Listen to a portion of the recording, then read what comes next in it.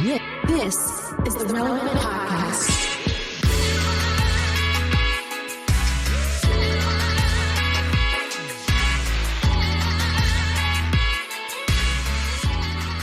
It's episode 1135, and it's the Relevant Podcast here in Orlando. I am your host, Cameron Strang, and joining me from Loverland, Virginia, on his deathbed, it's Jesse Carey.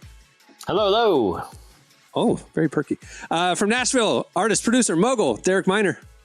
What up, though? In L.A., from Social Club Misfits and being a new father, it's Marty. What's that? Emily is under the weather today, so she won't be joining us. It seems like a lot of people are under the weather. Speaking of which, how are you recovering from COVID there? I'm almost there. I'm almost back to it, though. I haven't left my house. That's the strangest part. It's just being confined to your home. What? And you start when Jesse, you're... I never leave my house. You have been living my life for the last week. That is basically what's happened. But everything, like life, all rhythms are gone. Like showering, eating, sleeping. Correct. You just are in this... mode of existence where there is no mealtime. You just grab food occasionally.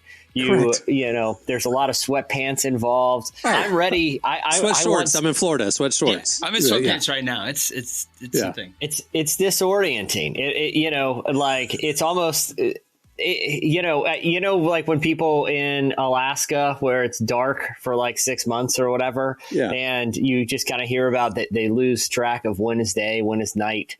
There's no circadian. That's how I feel, and I'm ready to reemerge in the world and society and reclaim some. It's been 1 week for you. It's been 4 years for me. I'm ready as well. I will join you reemerging. Is it been good not having to take care of the kids though?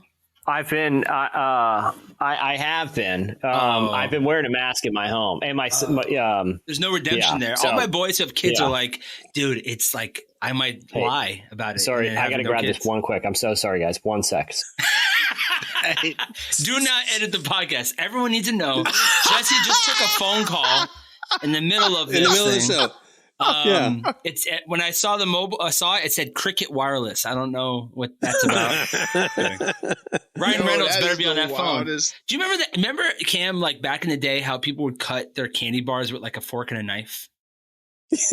I just remember a Seinfeld episode about that. I don't remember ever seeing that in real life. That was a real thing. Was in it Florida, really? For sure. Yeah, my grandma was? did it. Yeah, so people would take like a Snickers. They don't want to get their fingers dirty, and they would cut Snickers bar. It's insane. So I've been wondering, like, what's this year's, like, what's our thing? What's the new thing that we do that's a little bit weird that maybe our parents will look at and be like, what is going on here? Yeah, I don't know. Because we do stuff, because I'm just bringing it up because there's certain things that I do that my father will be like, what are you what are you doing right now? I'm like, I saw on TikTok. It's like, great, trying to find that one thing. Me and my wife were laughing about it because I showed her the episode. M&M's with a spoon, I think shooting TikToks. Like being in Target and having no shame that you just start recording in the middle of whatever. Yeah, I think that is it. That is it. It is a Why problem. are you dancing in the middle of a Target? Yeah. Why is she twerking in the middle of Walmart? Or they're doing a day in the life thing, and they set up their little tripod to film them walking down the aisle in Target for that one cut. Whatever. It's just like, I want to know what that conversation's like. I'm sorry. Hey, miss, is it okay if I have 10,000 followers? I want to record myself checking out and put the tripod right here. Can you not do that? I just it just seems like so vain to me. Like it seems so weird. Whatever. Did you see maybe this it's thing? the same people. Well, the vain people did the chocolate bar fancy. Maybe it's generation. It's necessary though, bro. Like you gotta freaking do it. Yeah. Like if you're trying to make money online, you do. Yeah. Did you guys see the thing where millennials look younger than Gen Z? The Gen Z is aging more rapidly. You see that kid the guy who's 26 and he looks like he's 50. I Googled it and there's a whole article about it, how a Gen Z looks older. And it's kind of true a little bit. And we look the youngest. Like, I'm 35. People are like, oh, I didn't know you're 35. Like, who knows? Who knows anything? So I told her, it was a girl, she's a Gen Zer. I told her I was 40. And she was like, there's no way. I thought she was 32. I was like, we look younger. Jesse, what do you think about that? that About Gen Z millennials. Yeah, millennials are younger. Gen Z looking looks old than and Gen Z. tired, and millennial looks fresh faced and dewy. Look. I'm not. We're all millennials here. Look at us. I'm not. You're not Well, millennial. are you technically? Oh, that's right. He's Gen X. 1976, 1980 is when millennials started. Okay, you look young. That's insane. I always forget. Okay. Like Fern. 47. 47. No way. That's the thing. I feel like How old is everyone on Fern? this call looks 45. reasonably young. But yeah, looks reasonable. I mean, I'm not trying to toot our own horn. I feel like, but the observation, because I read this the other day. I was reading about this. Here's my theory. People have all these wrinkles and all these things. I just decide to fill it with fat. So I smooth out like a balloon, like an air mattress. That's my theory in keeping the skin smooth. It's like air mattress. Chill out, bro. I did a deep dive. I did a deep dive on this, and like part of it is, and again, who knows? But part of it, what I read is that certain procedures for that people get done on their faces for Gen Z was more kind of like an accepted thing, like people getting fillers and Botox in their 20s. 21 years old getting filler. You're talking about Kylie Jenner. Well, but not just. I wasn't thinking of her specifically. I'm just saying, like culturally, it went around yesterday. A picture of her at a fashion show or whatever. She looked like a 55-year-old woman because her face was gaunt and then had like all the Botox and stuff, and she looked old, and she's like 22 years old. Well, and that's what I've read. It's and not just with like celebrities, but just kind of culturally among Gen Zers, those type of and I'm not making any sort of judgment about it, but that in that, millennials, that wasn't really like a thing when millennials were like in college and in their 20s, where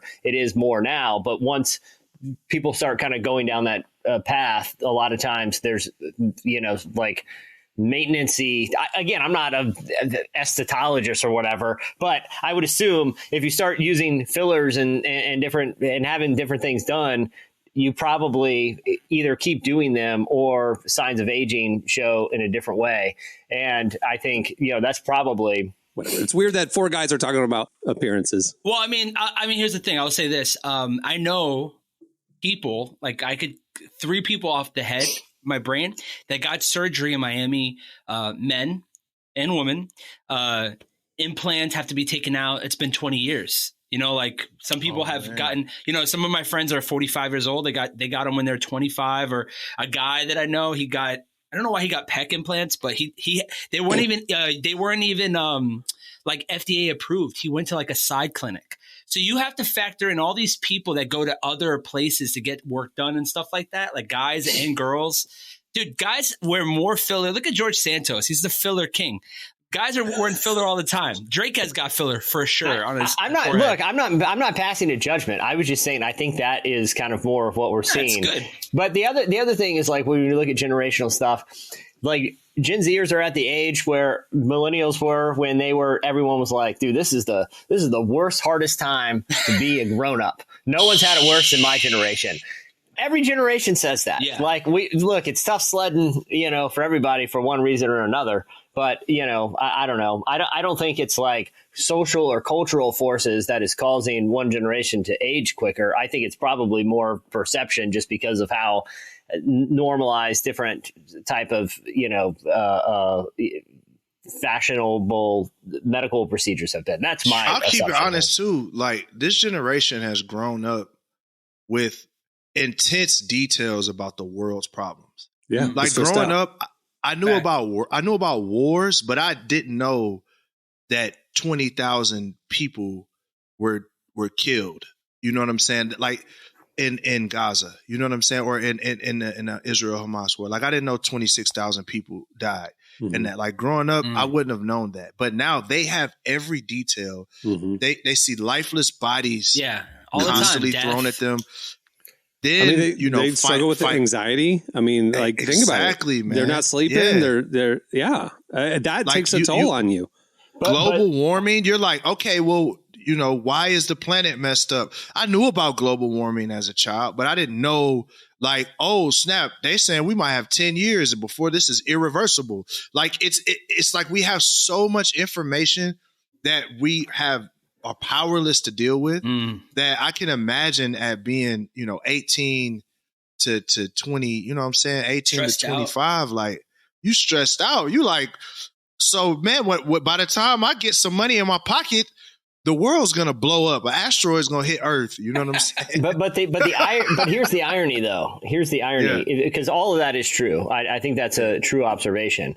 But there are also measurable factors that, in a lot of ways, the world has actually never been a better place in terms of. You're less likely to be a victim. Now, listen, there are wars happening here, but there's almost always wars in the history of humanity. Always. There's always places where people are fighting, and that's terrible. And I'm not trying to, reduce how traumatic it is to see those images.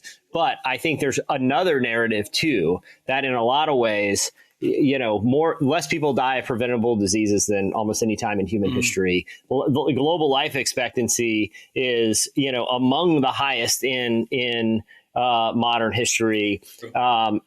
Criminal, you're less likely to be a victim of a violent crime in a lot more countries than it used to be. The justice system is, not perfect, but there's all these measurable factors that people can look at and say, we might be inundated because the way algorithms work is a lot of times it feeds on the negative. But on the positive side, the world's it's one of the best times by some measures ever to be alive. Best times to be an American. I'm an optimist. I think we were all to a degree optimistic. Derek's not. I am. I join you in your optimism. But you know what I mean? What? Like, why'd you cynical. say I'm not? You're cynical. I'm cynical. That's why we're friends. Okay, are you really? So. You're cynical too? I guess so. Yeah, I think I am because most artists are cynical. Yeah, see, I'm an Enneagram 7, so like I don't like dealing with the hard stuff. I want to go and focus on the next fun thing, the next good thing. So like that actually has why I've been able to stay in business for 24 years as media has changed 20,000 times. Because it's like this era stopped. This doesn't work anymore, and I'd be like, you could give up or you could figure out a new way. And so my optimism kind of keeps me going. Like there's never a dead end until you're dead, like there's always tomorrow. There's always a new opportunity, no matter what lawsuit is happening or whatever cash flow challenge we're having. It's like, we can turn this around. Right. Like, and in the global situation too, it's like, okay, this is a bad situation, but we can fix it. Like it gets me determined to like point to what's possible. So yeah, I'm an optimist with Jesse. Well, it's the same thing like with the economy. Like there's so many people out that, that are like, man, the economy's terrible. This is a disaster. It's actually the strongest. It's incredibly strong right now. Exactly. I mean, there is inflation, but it's global inflation. It's actually kind of staggered off, and it's not like it has been in the past. Like it's actually really strong. Unemployment is near historic lows. Like by measurable factors, things are pretty good, but our perception when you're struggling to buy your groceries or pay rent, it's tough to say, well, the economy's great. You know what I mean? I hear you. But what I'm also saying is like, I'm not suggesting that there aren't people that are, having financial struggles, but I'm saying the large cultural perception of like there was a book or something I had come across that, or maybe it was a think piece in one of the websites, but it was everything is great, but it was something along the lines of everything's actually pretty great, but everyone's upset about it. I feel like I've seen that. And there is this sort of cognitive dissonance between the reality of the world and how we perceive it, and it tends to lean negative. But let me counter that. We ran a piece yesterday on the site that a study came out that now officially 52%, the majority of people who rent, cannot afford rent. So it's like their rent and insurance or whatever is between 35 and over 50% of their income. And so then, the Dave Ramseys of the world would say, well, then you're just living above your means, move to a cheaper place. But then the study went into the actual far-reaching ramifications of doing that. If you then have to go to a cheaper place, it's further out, your commuting costs go up, your education is probably a worse school district. So your kids have, more challenges, like So this housing crisis that's affecting now the majority of Americans who rent is like a very real, tangible thing. It's hard for those people who can't make ends meet to say, wow, the economy is really good right now. When we also ran a thing 2 weeks ago that it came out that the inflation that we have experienced, because the inflation spiked after the pandemic because supply chain primarily got backed up, and supply and demand. That's just economics 101. Well, that's been fixed. Costs have gone back down to pre-pandemic levels in a lot of industries, but those companies have not changed their prices to the consumers. That's how inflation works. Corporate greed accounts for 40% of the inflation that we are experiencing right now. So the stock market is booming, and the economy, by all the business measures, are booming because corporate greed, corporate profit is off the charts right now. The consumers are the ones getting screwed.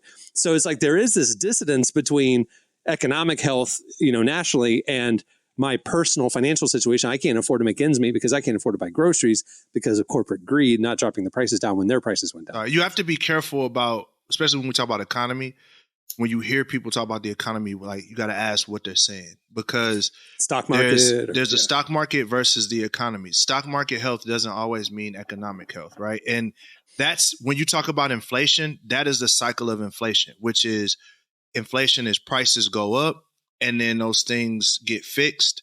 But the only way that companies begin to push prices down is when people can't afford the prices. And the only way for people to not be able to afford the prices is for their buying power to be clipped, which is to lose jobs and lose homes and things of that nature.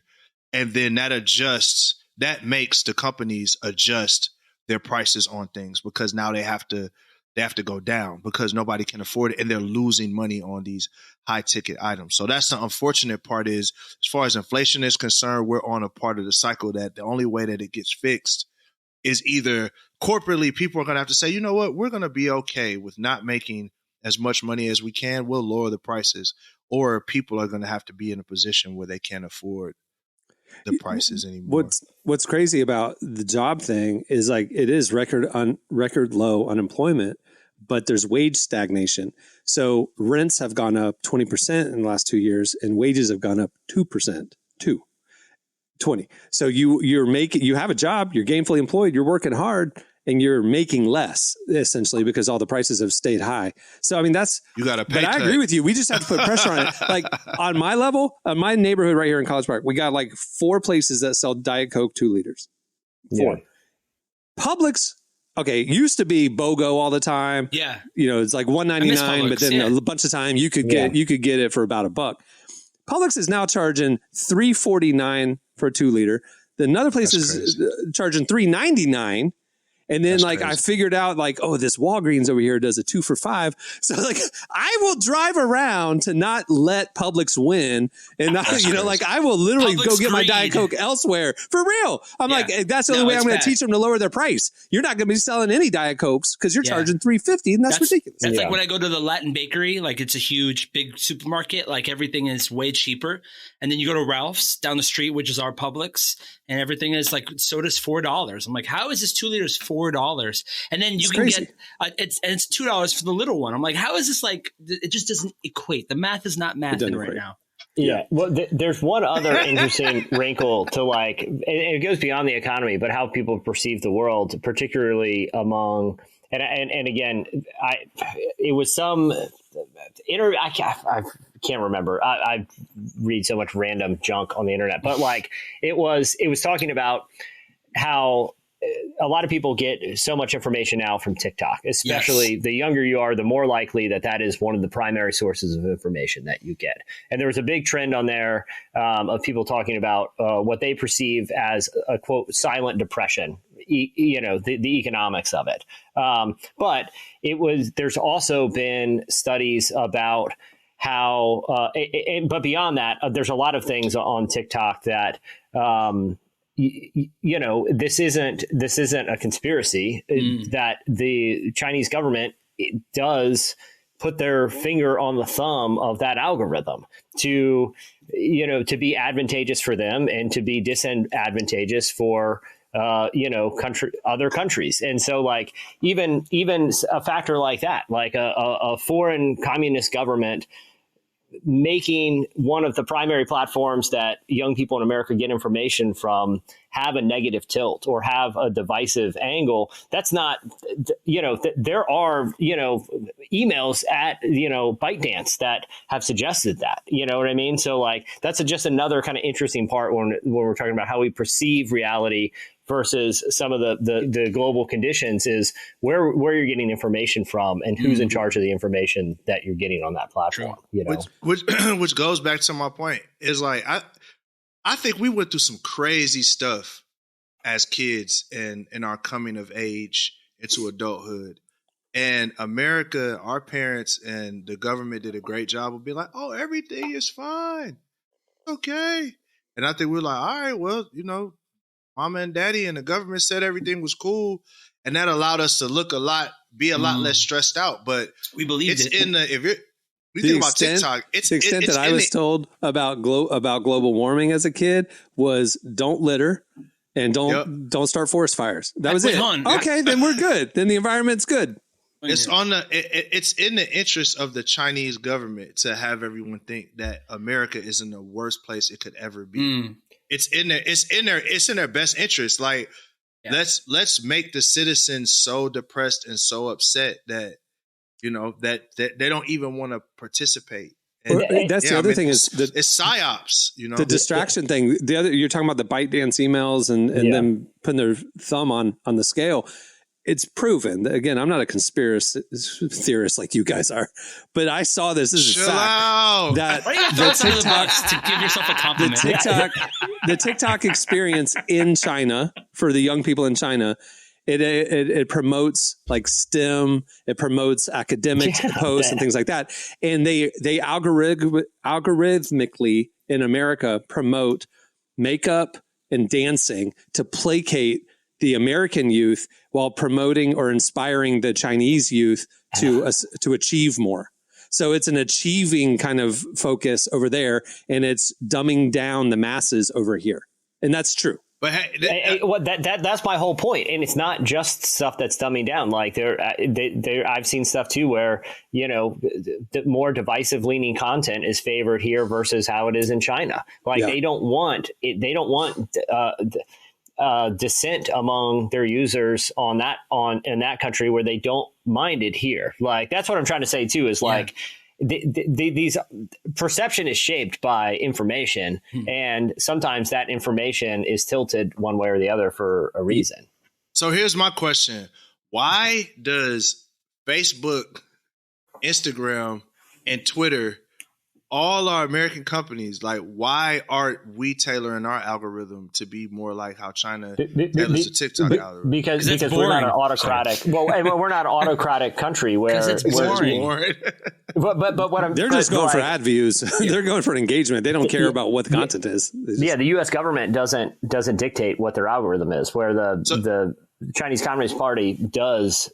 There is no truly private institution. This is literally last night I was watching it. Season 7 of The Office. They just did the new supersized version of season 7 on Peacock. Season 7 of The Office. Michael went to the dentist and he read a magazine about China, and he came back and told everybody about China. And then he got into an argument with Oscar, who thought he knew more about China. And they sat there and debated the influence of China on America. Yeah, basically, we're just reenacting that episode right now. If you guys want to know a real fun fact, I was actually supposed to be in China today. True story. Oh, wow. There's a video game convention that I did a sync song for, and they wanted to fly me and the 3 producers out. But I told them immediately no. But it was sponsored by the government. They were going to get my visas. They were going to pay me. I was supposed to perform this song in 3 minutes, then do 1 extra song, and they were going to pay me to go to China, like $20,000 from the government. They were going to take care of our visas, give us translators, and give us a tour too. But I knew my baby was coming the second week of January, so my boys are there right now. The government was making a trip for us. How crazy is that? I had to tweet every single day also that China was good. That was a part of it. They wanted me to tweet every day that China, like my experience, they wanted me to tweet every single day while I was there. Oh my gosh. All right. So we have a great welcome to the Freakonomics podcast, everybody. Yeah. Welcome to the show. I'm dead serious, too. Welcome to the show. We have a good show in store for you. Coming up later, we talk to Dallas Jenkins, the creator, the visionary behind The Chosen, season 4. And Alex Jones. We talked to Alex Jones. Yeah. I'm sorry. Season 4 debuts in theaters this week, so we have him on. Also, we have at the end of the show hot takes. You'll see what it is. It's a new thing. We haven't done it yet. I'm looking forward to it. But stay tuned. Right now, up next, it's Slices.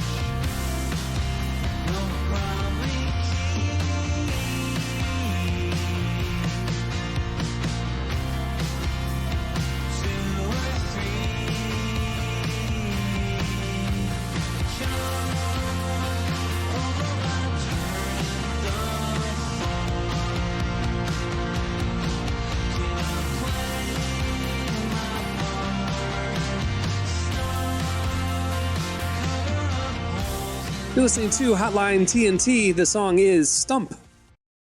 Well, today's show is brought to you in part by Factor.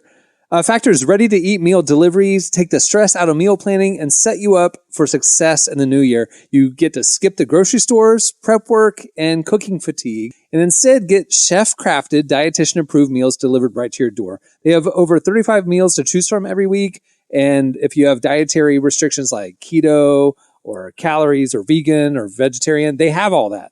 Plus, they have other add-ons and smoothies and stuff. I have been a Factor customer for a while now. Every Monday, my new box shows up, and I'm telling you, it's what I eat. Their chef-prepared meals are ready literally in 2 minutes. Well, right now, Factor has a special deal for Relevant Podcast listeners. You can head over to factormeals.com/relevant50 and use code relevant50 to get 50% off. That's code relevant50 at factormeals.com/relevant50 to get 50% off. Go do it. Well, Relevant has a lot happening this year, and we don't want you to miss a thing. Make sure to sign up for our newsletter right there on the front page at relevantmagazine.com, and we'll send you our top 5 trending stories sent to your inbox every weekday. We'll also send you a weekly podcast newsletter with the latest episodes, some fan extras, and first peeks at the new shows that we're going to be rolling out throughout this year. Make sure to sign up. It's the best way to keep in touch with everything we got going on. All right, it's time for Slices. What do you have, Jesse? All right. I don't know how anyone can make a case that American culture is being dumbed down and placated when I'm about to bring a story like this. There's a new game show coming. There's a new game show coming. And game shows have long been a mechanism to increase the intelligence and awareness of the American people. Think about shows like Jeopardy, or Who Wants to Be a Billionaire with useful trivia, or even Wheel of Fortune, a word game, where you have solving. puzzle solving, or The Price is Right, where it's takes your knowledge as a consumer. We're getting smarter, people. Yeah. And this is further evidence of that, because there's going to be a new game show that is for adults, and it's based in the world of Chuck E. Cheese. It's where adults are coming together, and they are going to compete in Chuck E. Cheese-like games. This is a quote from one of the producers of this. The format will feature standalone comedic physical challenges where duos of, quote, big kids, aka adults. Why didn't they just say adults? Please, let's not call them big kids. That just makes this all the more concerning. Will complete in supersized arcade games, including pinball, air hockey, alley roller, and human claw. The top ticket earning duo will get the chance to exchange their tickets for prizes off the massive version of the Chuck E. Cheese prize wall. So Squid Game. Yeah, it's Instead Squid of Game, the big lady, it's Chuck E. Cheese rat robot head. Oh, that sounds terrifying. Chester Edward Cheese. That's that sounds his true name. Terrifying. He's the one hosting it. Yeah, except I don't think anyone's will be executed if they don't perform well in the ball. But that's the Chinese version of it. This is listen. This is Oh my God! Wayne Brady is going to host our version. Their version is hosted by the General. I honestly think this is them, the good people at Chuck E. Cheese, which I'm sure is down to like 6 people in the whole company right now. They're like, what? Like, dude, they have hundreds of stores. First of all, there's hundreds around me, and they're rebooting them. And in fact, the new prototype for the new era of Chuck E. Cheese is here in Orlando. Changed the logo, changed the mouse, and basically you walk in and it looks like Dave and Buster's now. Yeah. There's one right by Knott's Berry in Disneyland. Same thing. We were just passing by. I'm like, is this the nicest Chuck E. Cheese? This is Chester Edward Cheese here. This is not Chuck E. Cheese. This is full name. Government. This is one last They swing. took the apostrophe S off too. That's how you know if it's a new one or not. So it used to be Chuck E. Cheese's on the sign, and the new one is just Chuck E. Cheese. Classic. So that's how you know. Pizza, like they have food now. It's like better food supposedly. This is one final swing, I think. I mean, because you remember during the pandemic, there I don't know if there was when everyone was doing everyone's using like DoorDash and Uber Eats, and they're like, hey, there's a new pizza place in town. I've never heard of this. And Chuck E. Cheese's were renting out there. We're basically selling to-go pizzas. Ghost kitchens, but, yeah, but under a different name. This is just them trying to figure out who's going. I can't. Was it Nate Bargatze's the Chuck E. Cheese bit? Like, it is one of the. Not only is it just a germ-infested, everything feels a little greasy. Their mascot is a rat. Is a big trash rat. Okay, and we.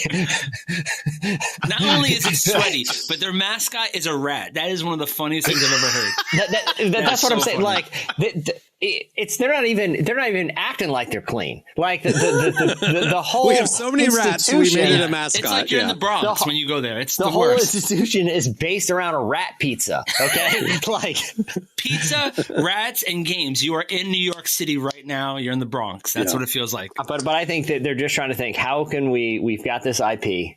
It's what if we just make it a game show? I like it. I watch it. I mean, it's like the floor is lava mixed with Squid Games. I mean, this is the stuff we watch. Or Wipeout. I mean, think about it. It's adults on oversized games. Oversized. I like it. Let's do it. It's fine. All right. What do you have, Marty? So, I mean, I feel like we've all heard of this already, heard this story, but we have new details. So the original article I read was about a woman who she stole 65 Stanley Cups, and there's a picture going around of the police vehicle. 65 what kind of Stanley Cups? Stanley Cups. These. Stanley Cups. This. Wow. It's the new thing, the new craze is Stanley Cups. If you don't know, and if you're they sell them on Derek StockX now. Yes. The limited editions. I thought y'all was talking about like the hockey Stanley Cups. Yeah. I'm like, what? Yeah. So is there 65? There's a new craze. There's a new craze right now, Stanley Cups. And so Starbucks released one, Target's doing exclusives. This lady went into the store and stole 65 cups. Cam, aren't the cups expensive? They're like $50. Yeah. They're $50 each, bro. So For she a stole cup? it. Yeah, she stole it. So there's a picture going around right now of a cop car, and the cop, he lined up all 60. It took over the whole Ford Explorer hood. So the crazy part about it is that the original article that I was sent from Emily didn't say the lady's name, didn't really give any details. Well, we have all these new details. Number one, her name, she's 23 years old. She was drunk when she did it. So she got a DUI, which is 3 years. Then she stole up to $2,500 from a store, which is a felony, which comes with 3 years. So from doing that, she possibly is going to go to jail for 6 years. This happened in California, of course, where people think they can get away with it. It doesn't work like that anymore. Now, I don't know if people understand that there was a point during the pandemic where people would smash and grab. Now stores are getting extremely smart. There's face recognition. Walmart, they're going to your house now. They'll track you back to your house and arrest you. It's getting that crazy where they'll see you, they'll take pictures, they'll send law enforcement. So now this woman, she's possibly going to go to jail for 6 years because she stole these Stanley Cups. Cups. She was That's caught. Crazy. And her, if anyone is interested in more details, her bail is set at $100,000, and that's the end of that story. SneakerCon is like they go and resell shoes and stuff. They literally they're reselling Stanleys now. Like same thing. Yeah, guys are going. They'll buy at $50 at retail. They'll resell them for $350 or whatever. Yeah, people guys are going. You know how like in SneakerCon people go, I'll buy the whole table. Now people are going to the whole table. I'll buy the whole Stanley Cup table. Yeah, they're going to resell it. I've It's seen crazy. the videos. It's crazy. Beanie Babies. We went from Somebody's gonna get caught holding the bag. we went from they paid $500 for a cup. And yeah, we went from crypto to ape NFTs to Stanley. By the way, did you see Stanley? Long time, their main product was the thermos, right? Like the workman's thermos. They are selling so many of those tumblers, like that one that you have, Cameron. They have gone from like it was like a few $100 million business to a multi-billion dollar business in 1 year because of one product. And so what was the catalyst to why white women people care about these cups? White women in Utah. I don't know. But there's tons of cups that they could buy Stanley from. Stanley. Why Stanley? Because well, I mean, but it was like a hardware brand, so it wasn't like a cool brand for women. But I will say this: I bought it out of curiosity from Amazon. I didn't like overpay or anything. I just got a generic one, and it is by far. And I'm a guy who has like oversized cups always with me all day long. Diet Coke, whatever, lemonade. And I was like, well, what's special about this? It is the best cup I've ever had. It keeps, like, I'll put ice in it, and 2 days later, the ice is still frozen. It's crazy. But I don't know that it's all that dissimilar than like a Yeti. That's what I was going to say, because I like a Yeti. Yeah. I'm a Yeti guy. Yeah, well, the Yetis are the same exact thing, like this. Mirror cups. Difference. I'm a mirror guy. Like mirror stuff I have is crazy. a ton of mirror. I would say that the Stanley is a better straw than mirror, but mirror is upgrading their straw. So we'll see what their new era looks like. So the point of that one is don't steal Stanley cups or else it's a felony and you're going to jail. Yeah, don't steal it all. That's it. Moral of the story. All right, what do you have, Derek? Let's go ahead and rip the bandage off. We talked about finance. We talked about economy. We talked about the Stanley Cup market. So let's talk about this pastor in Denver or in Colorado. I wanted to do this one. I'm so glad you got this one. Let's talk about this pastor in Colorado who done finessed his whole congregation to buy crypto from him. This guy, Mr. Regaldo, what is his name? This guy, Eli Regaldo, creates a coin called INDX coin, and he tells his congregation this is a low risk investment, high profit, low risk, high profit, and it's their coin. So they made $1.3 million off of this coin, off of their congregation, and they would have got away with it if it wasn't for those pesky people that lost money on crypto and talked to the SEC. So now this church is being like, these pastor and his wife is getting sued by the SEC in Colorado. The crazy thing is his explanation of it. And basically, he says God told him to do it. It would have worked, except for the fact that they had a technical problem with the reselling component of it, and so basically, people were buying something that couldn't be resold, so it had no value, right? So they were just giving money to something that had no value. And then he said, when he was asked about the 1.3 million that he and his wife made profiting off the congregants, he said, well, half went to the government for taxes and 200,000 of it went to a house renovation that the Lord told me to do. That was at this point. What's the Lord at this point? Like the Lord told him buy a coin that now he's going to go to jail for 10 years, him and his wife, and make his children have to live with their uncle and aunt.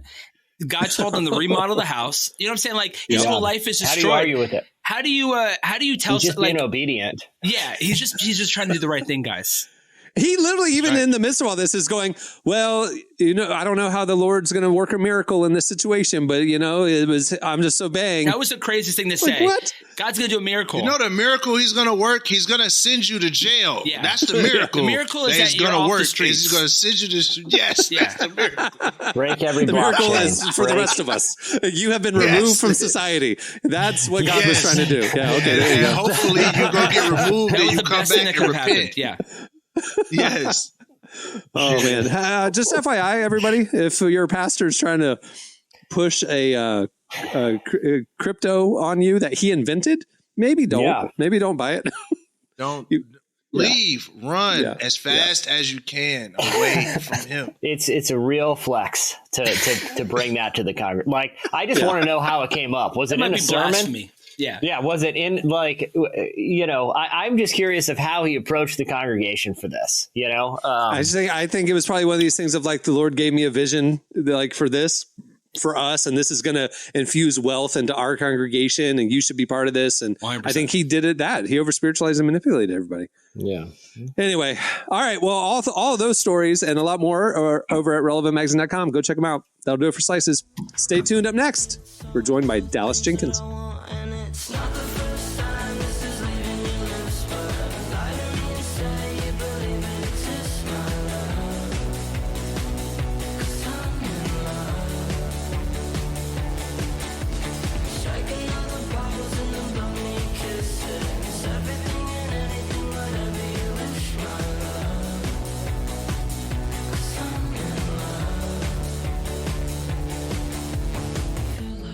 You're listening to Jelani Aria. The song is I'm in Love. Hey, if you like this podcast, but you might like it better if there were no ads, you can do that. Head over to relevantmagazine.com and sign up for Relevant Plus. For just a couple bucks a month, you get this podcast ad-free. You get ad-free unlimited reading at relevantmagazine.com, including the full podcast and magazine archives, our beautifully designed digital issue, and a little more. Check out all the info right there on the Relevant Plus tab at relevantmagazine.com. Well, our guest today is Dallas Jenkins. He's the creator of the hit series The Chosen, which premieres its 4th season on February 1st in theaters. A little behind the scenes, our LA-based team member, Sheba Quinn, got to go to the premiere and spend time with the cast, and that is where this conversation takes place. They talk about how the show has grown into a cultural hit and the impact he hopes to leave on the future of Christian media. Here's part of Sheba's conversation with Dallas Jenkins. When you started The Chosen, did you ever envision it would become this big? I didn't, but I also didn't not, meaning when we first started The Chosen, there were people saying, this is going to be huge, this is going to reach the whole world. And I'm like, I can't think about that. I also thought this could be a big bomb. No one could watch it. You know, no one's lining up around the block to watch a Jesus show. Sure. And there were people who were skeptical of the show. And so I didn't have expectations. To this day, I still don't. I'm still trying to just focus on the work. And so is it shocking? Anything can happen. God can do anything. I'm letting him worry about the multiplication. I'm focused on the 5 loaves and 2 fish. Sure. I'm bringing them. What he does with them are up to him. But the next 3 seasons don't care how successful the first 4 seasons were. So, yeah, I didn't expect it. But I'm not shocked. I'm just trying to remain agnostic about the success or impact of it and focus on the work. I mean, it has changed so many people's lives. Like even for me, like I have been a believer for my whole life. I won't tell you my age, but I've been a believer all my life, and watching it brings me closer to Jesus, honestly, and makes me want to read my Bible more. Yeah, we hear that all the time, and that's the most beautiful thing you can do. Yeah, and I'm sure a lot of our listeners as well can relate to that, and so it's an amazing thing you've accomplished. Let's talk about the start. When did you have the inspiration for this series? So back in 2017, I was licking my wounds from a huge career failure. My movie bombed at the box office. And I dusted off this script that I had written with my co-writer, Tyler, about a year and a half before, about the birth of Christ from the perspective of the shepherds. And I went to my church and I said, let's, this is something we could do for our Christmas Eve service. They were excited about it, so we did it. And I filmed it on my friend's farm in Illinois, 20 minutes from my house. Oh, my goodness. And while I was doing it is when I was also binge watching The Wire. And great show. Yeah, and that the way that show covers not just a main character cop who's solving crimes. It's showing the criminals. It's showing the mayor's office. It's showing the politicians. It's showing the cops. It's showing the press. And how they all work together. And I thought, that's never been done before in a Jesus Project, where we can show the religious leaders, the Roman oppressors, the people who are being oppressed, Jesus' friends, his enemies, and really explore it from multiple angles and try to create a cohesive narrative. Well, not create one, reveal one that we know from history and from the Bible. So that was when I had the idea for the show. But of course, at the time, coming off a failure, no one was wanting to make a show with me. So we had to kind of create all this ourselves and work with other people to kind of come up with this new way of doing things. But yeah, that was the inspiration, was the notion of I've seen movies and miniseries about Jesus. Never seen a multi-season show where we can take the time to develop the backstories and the context and follow them from season to season. So that was very exciting for us. And the fact that I'm able to sit here in front of you now talking about it 4 seasons into it is pretty surreal. Yeah, what a blessing. It's amazing. What are some of the challenges you've faced while filming the series over the years that other shows haven't dealt with? Well, I think when you have explosive growth, I mean, some shows have had that explosive growth. So we're not the only one to do that. But when you do that, it becomes very confusing in some ways. Sure. And because we're so outside the system, meaning we're not financed by a big streamer or a big network or studio.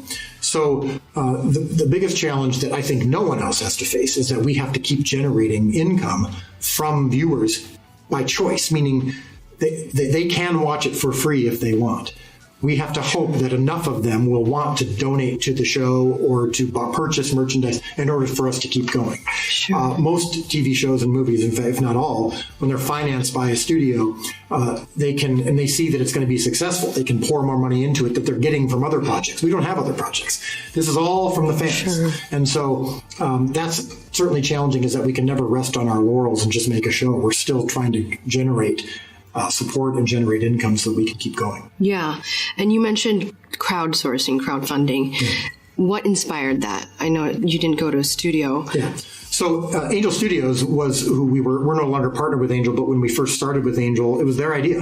And I thought it was a dumb idea. I didn't think it would work. I also thought, though, well, it's the only chance, because if no one's going to write a big check, we have to hope that the crowd wants to see it and wants to see it enough that they'll pay in advance. I showed them the short film. We put the short film up about the birth of Christ that I filmed on my friend's farm, put that out on social media, and $10 million came in from people who wanted to see season 1. So I think for a lot of this project, I've been a little bit behind the 8 ball. I'm just trying to follow and listen to good ideas, some of them better than my own. It's like winning the lottery in the Christian industry. Sure. A lottery, though, that where the money's coming in from people who are choosing to just because they want to see more. Yeah, no, it's so amazing. After you got that initial start, you still stuck with the fan-supported model. Yeah. Why is that something you're committed to doing? Well, we're primarily committed to doing is making sure the show is always available free. Okay. And so when you start putting walls in between that, whether it's a paywall or you have to do this in order to watch it, you have to sign up for something or whatever, we just thought for this show, we're going to keep it as easy as possible. So in order to do that, you have to then also ask the fans to support it in some way. It also allows us to keep our freedom. So when we are generating our own income and are not financed by someone else, we have the right to do whatever we want. And I think on this show that's an important distinction and requirement. That said, there are opportunities that are presenting themselves. There are other people that want to get involved. And as long as we're able to maintain that freedom and control, then we're happy to get money from anywhere. If it's a big streamer or platform or studio, we're not averse at all to that. We just can't lose our freedom and our control. Amazing. What surprised you the most about filming a series this way? That's a good question. I would say the joy of being able to explore these characters is really fun and to take our time with it. But I think it's also it's challenging to maintain its freshness. I mean, when we're shooting 70 to 80 days per season, 7 seasons in a row, it can be exhausting. And I think I'm not sure. When I came into it, I knew just how challenging it would be, and how tough it would be on my family, how tough it would be on all of us to try to maintain our integrity as the show is exploding in growth. But at the end of the day, when we're on set on season 4, season 5, no matter how successful it is, when we're on set, none of that matters. None of that is relevant. It feels the same as it did season 1. We're still just trying to tell a good story, but I think I've tried to avoid being surprised by anything. I just am focused on the work, and things happen. Everything we do is new. So if I keep getting surprised every time, I'll suffer from the surprise exhaustion. Oh yeah, one day at a time. What has been the most rewarding aspect of working on the shows and throughout its seasons?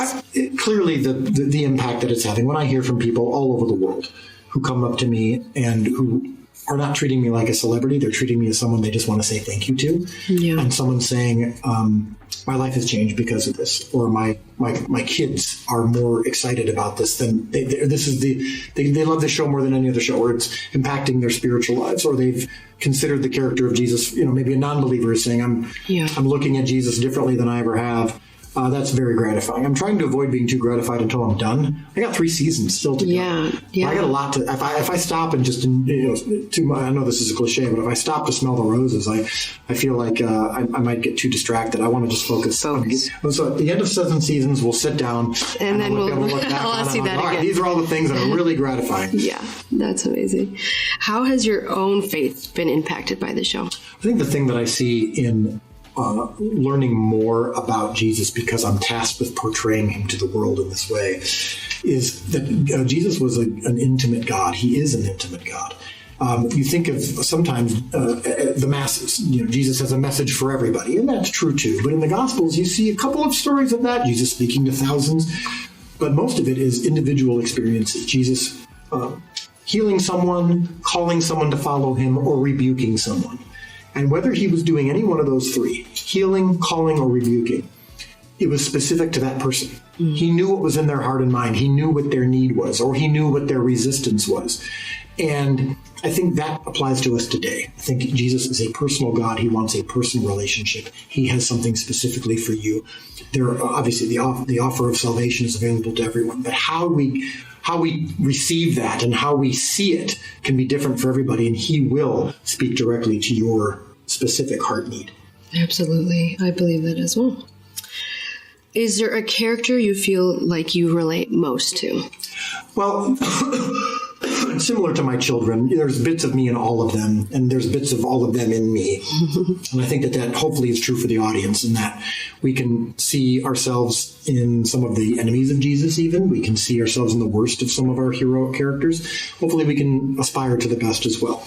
I think the thing that's probably the most personal to me is the marriage between Simon and Eden. Some of the scenes when you see them at home, their intense love, their intense arguments, some of that comes from my own experience. My wife and I are both very intense. And so if there's been a few moments in the home life of Simon and Eden that feel familiar to people, I think it's because we're infusing into them very familiar circumstances, some of which are personal. I hate that. But the next season will be completely released in theaters. Where did that idea come from? Well, we have been dipping our toes in theatrical waters for a few years, and every time we do it, people love it. I think this season especially demands to be seen on the big screen with the surround sound. The themes, the production design, the stories themselves are on a bigger scale, so let's put them in a bigger medium with which you can watch it. And so that's part of it, just the physical nature of it. We want people to experience this on a bigger scale. But I think also seeing it with people that you can laugh and cry with. There's nothing like that. You can't replicate that. And I think this season more than ever, people are going to need to be together, whether they're laughing or crying. And we've just seen so much passionate response to theatrical releases so far. So we thought, all right, we're going to do this whole season. I love hearing that. Last question, Dallas. How do you envision the future of Christian media, and what role does The Chosen play in that vision? So I'll answer the question, but I do want to clarify it with this. I can't be thinking about those kinds of things while I'm making the show. I've been experiencing faith-based media my whole life. My dad is an author and has written over 200 books in that space. I love the music from that space. I've seen the movies from that space. I've made some movies in that space. And I've for sure looked at, as a viewer and as a reader and as a listener, there are things that I love about the space and I'd love to see more of. But The Chosen, I can't add to the weight of I can't add weight to The Chosen that isn't there. Meaning I can't put responsibility onto the show or onto my cast and crew to change things on a larger scale in faith-based media. I'm hopeful that what I'm hearing from college students and young people saying, "Oh, this inspired me to do this. I want to tell stories like this." That's awesome. I'd love to see more of that. And I hope that happens. I just can't predict it. I just don't know what happens in the future, and I don't want to be thinking about that as I'm making the show. But hopefully we're going to see more authentic storytelling. Hopefully we're going to see things that push the envelope, that are in theaters, that are unique in their style. I hope that we can branch out and give people more options. That was Dallas Jenkins. Make sure to check out The Chosen in movie theaters on February 1st. All right, stay tuned. Up next, it's Hot Takes.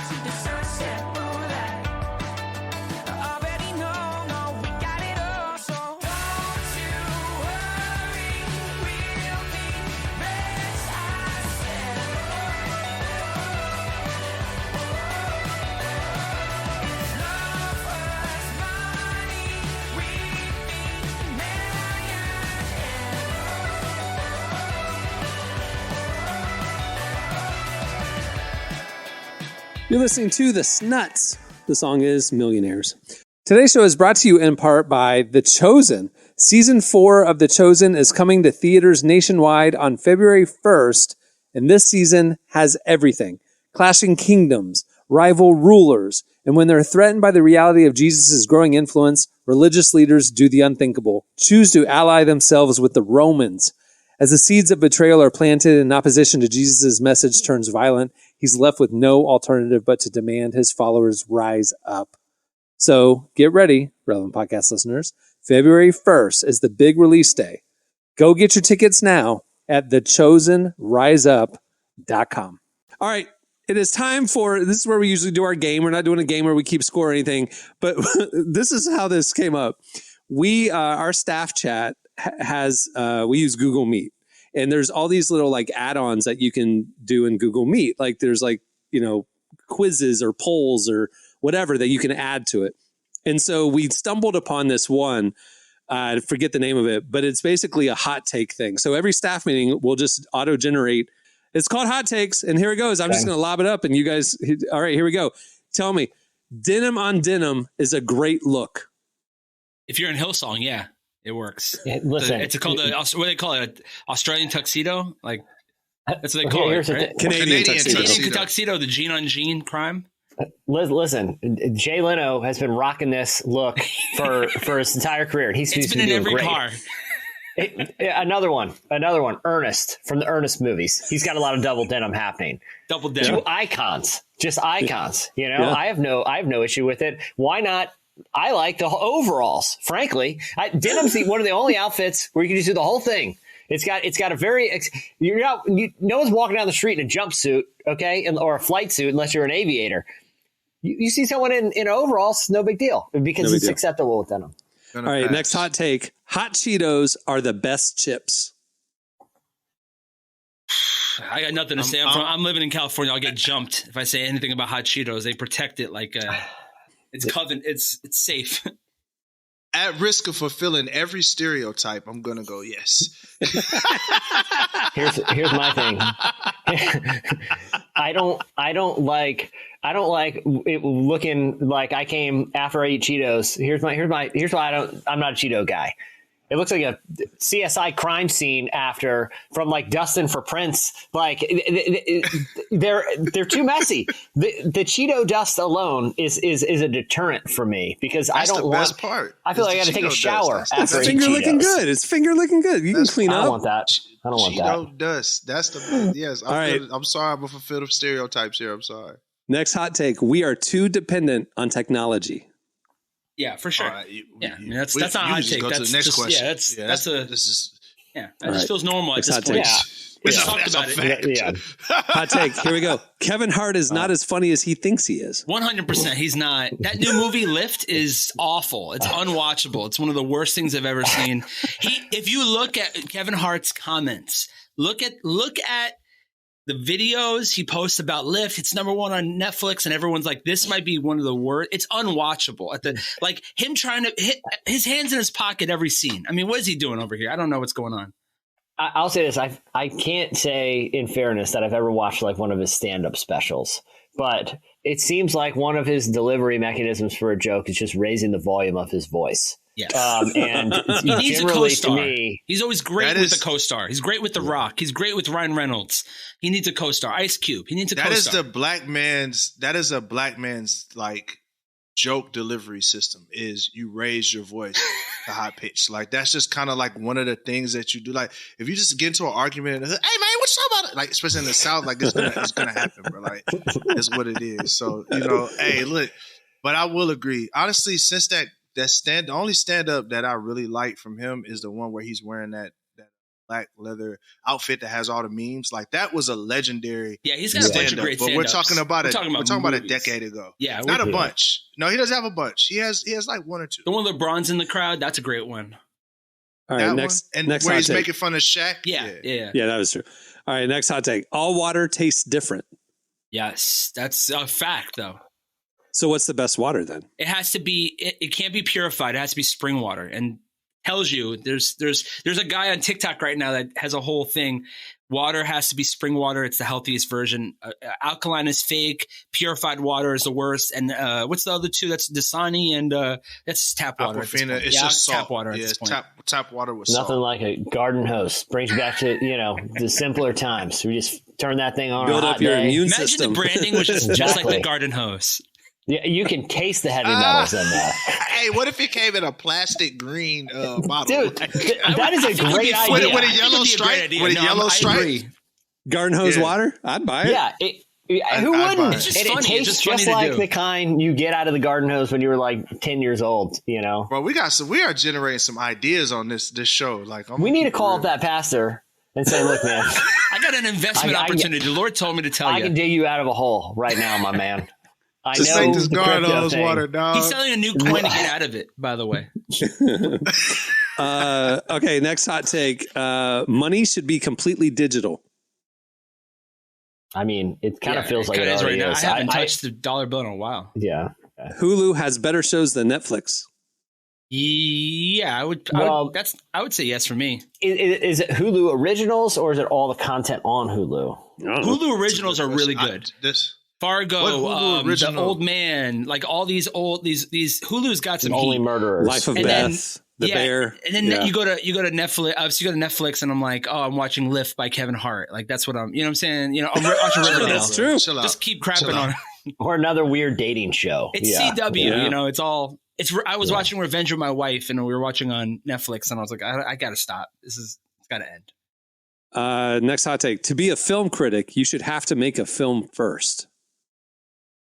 I guess you could say that about any critic. I don't agree with that. Nah, I don't agree. I think you have to be a student, right? You have to be at least a student to be. You have to know what you're talking about and know. Because that would be like you couldn't be a sports analyst unless you played professionally. That's not. Yeah, no, but I think you have to be a student of the game. You have to be a student of it, like work in it somehow. But I actually think it hurts you if you're a filmmaker who's also a film critic, because when I'm going to I want an average Joe who's enjoying the movie, not on the merits of its filmmaking, but if it's actually enjoyable. I don't care. I do not care how it was made. It interests me zero.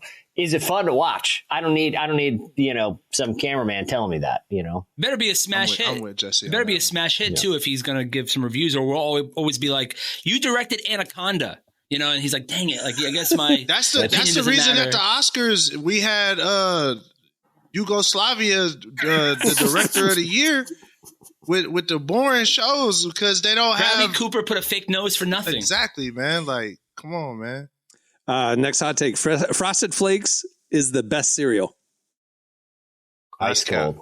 I would say Cinnamon Toast Crunch is higher on that list, maybe. Yeah. I mean, I could think of definitely. What would you say, Derek? What's a good? I'm going Golden Grahams, Cinnamon Toast Crunch. Cinnamon Toast Crunch is a good one. Yeah, I'm going Apple Jacks. I go corn pops over Frosted Flakes. Yeah, I mean, Frosted Flakes are Puerto Rican. It's like the Puerto Rican like standard breakfast. Like my grandfather ate it every day for 100 years. I don't know how that became a thing, but I know in Puerto Rico, Frosted Flake. Frosted Flake. Mr. George Frosted Flake. Yeah. Real talk. When's the last time you guys had some Fruity Pebbles? Now that is underrated. The cocoa ones I've had recently, and they're still but as soon as they hit the milk, it turned into sawdust. Like it turns into mush. Like that's what you want. Quick. No, that's not. Your milk ratio might be too high, Derek. Yeah, that's the I problem. do not want oatmeal cereal. Like it turns into oatmeal as soon as the milk hit it. That's a big thing for me. Is does the cereal retain some sort of texture with the milk. Like if it just evaporates, then for me, I'm over it. Yeah. All right. Next one. Spring is the worst season. Oh, that's cap. Spring's great. Who said that? That's such what's the worst season then? What's the worst? Spring is lit. Winter. I think winter's pretty rough. Winter is the worst season. Winter's tough. Yeah. If you live in New York, winter is the worst. It's cool when it gets kind of cold, but spring and fall. I'll take autumn. I'll take autumn over the winter. Winter is rough. I agree. Spring and fall. Winter's probably. I'm sorry. I'd say autumn's my favorite. Yeah. I guess maybe because of allergies. That's the only drawback with spring is allergies. Next hot take: Nickelodeon's '90s shows were much better. Yes. Do they even have shows now? Yeah. Yes, I buy them. I still buy Are You Afraid of the Dark and Hey Arnold all the time. I love that. Oh yeah, like Pete and Pete. You guys great Pete show. And Pete? Yeah, Hey Dude. Remember, we can go further. Yeah. Hey Dude. Yeah. Salute Your Shorts. That's one of my favorites. Your shorts, bro. Yeah. One of the best. Camp Anawanna.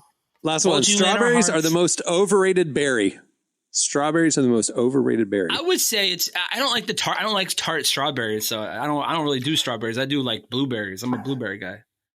I disagree. I think they are rated perfectly. You can make because you can add strawberry like flavor to a lot of things. It's like I can have strawberry milk, right? Or I could have strawberry shortcake or frosted flakes. Strawberries level up a lot. Not a lot of berries can level up other things like strawberries can. So it's not overrated. Very commercialized. You're right. Nah. Yeah, no, it's good. All right, that'll do it for hot takes. I like that. We'll do it again. Well, before we wrap up, I want to thank Dallas Jenkins for joining us. Make sure to check out The Chosen Season 4 in theaters on February 1st. Also, make sure to check out relevantmagazine.com. We just released our new issue 114. It's available, presented for free, thanks to our friends at The Covenant, which is streaming now on Apple TV. You can just go to the site and click on the magazine tab, and everything's right there. If you want our beautifully designed, enhanced multimedia edition, perfect for your tablets or devices, sign up for Relevant Plus. Subscribers get that, as well as ad-free reading at the website, unlimited archives, both podcast and magazine archives, and also this podcast ad-free as well. All the information is right there at the site on the Relevant Plus tab. Plans start as low as $250 a month. It's the best way to experience our content. All right, on that note, we'll wrap it. I'm Cameron Strang. I'm Jesse Carey. Derek Miner. I'm Marty. All right, we'll see you guys on Friday. Have a great week, everyone.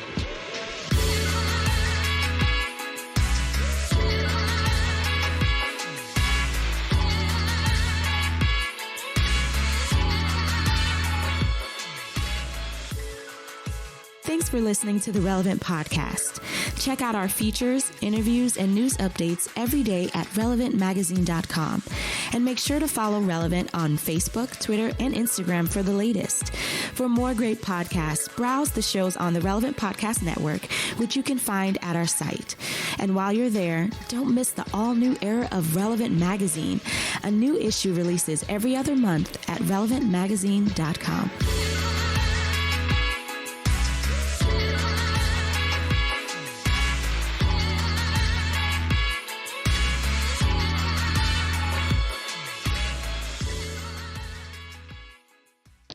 Break every blockchain. Relevant Podcast Network.